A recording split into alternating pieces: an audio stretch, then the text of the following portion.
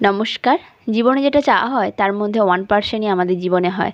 যেমন ধরুন আমার এই গাছের কালেকশান বা ফুলের কালেকশান বলতে পারেন। আমার মন এটাই চায় যে আমি যত ধরনের ফুল দেখেছি বা আমার কাছে যত ধরনের গাছ আছে, সেই ফুলের গাছে যতগুলো কালার আছে যেন আমার এই ছাদ বাগানে বর্তমান থাকে। তো আপনারাই বলুন আমার এই বোকা মনকে কীভাবে বোঝাই যে আমার বাড়ির এই 550 স্কোয়ার ফুট ছাদে আমি অ্যামাজনের জঙ্গল তো নিয়ে আসতে পারবো না বা বিভিন্ন ধরনের গাছের প্রজাতিও আনতে পারবো না। তার মধ্যে আমার কাছে এই 3 রকমের টিকোমা আছে। আবারও একটা কালারের টিকোমা আমি সংগ্রহ করেছি।